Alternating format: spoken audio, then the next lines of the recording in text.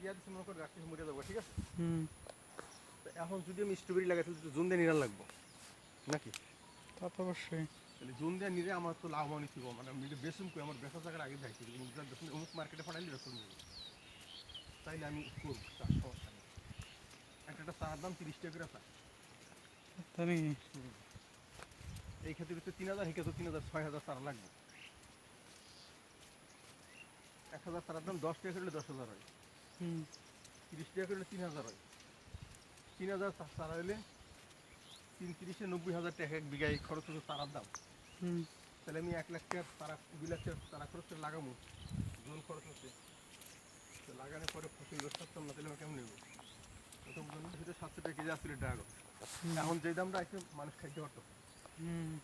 এক দ্বিতীয়ত বর্তমান আমদানি বন্ধ হয়েছে, ড্রাগন 20 টাকার দিন আমদানি করছে, খুব বেশি দিনে 3 মাস ধরে বন্ধ হয়েছে, ঠিক আছে? আনা আমরা আশা করতেছি যেভাবে লাগাইতেছি আগামীতে হয়তো আমরা রপ্তানি করে একটা জায়গা যাইতেছি, তাহলে ড্রাগনের কাছে রেখেছে ওখানে আমি ঠিক আছে। এই তো এখানে দিকে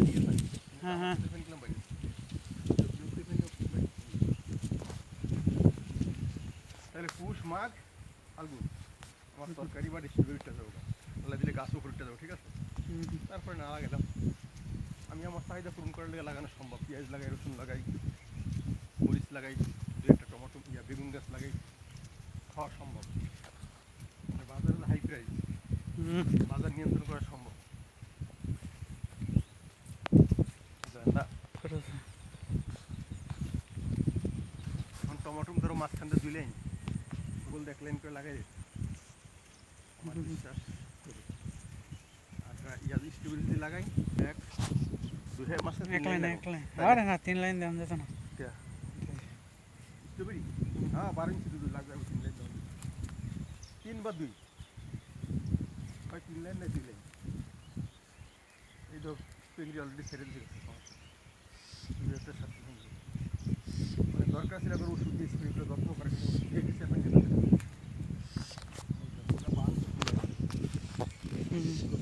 খুব সুন্দর রেডি হয়ে গেছে, কুপার রেডি, ঠিক আছে?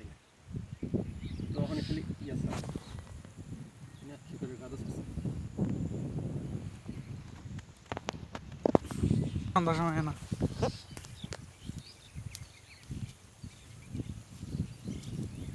তাহলে এখানে মোট এটা হচ্ছে 2.5 বিঘা, আর এখানে আছে 5 বিঘা, 6 7 7.5 বিঘা। ভালো খুশি না? অবশ্যই। কিন্তু আকবরের কাছে খারিলে আকবরে 5 বিঘা 4 বিঘা কত 9 বিঘা 9 বিঘা 10 11 12 বিঘা ওইসব ক্ষুদ্র চাষি। অবশ্যই।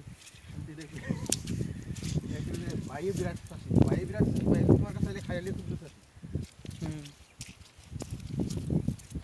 রোদ দিলে সব মরে লাগবে, ঠিক আছে? রোদ দিলে হাফ মরছে, যাক সমস্যা নেই।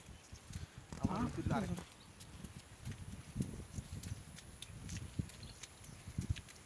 আবার রোদ দিলে আরেকটা মারলেই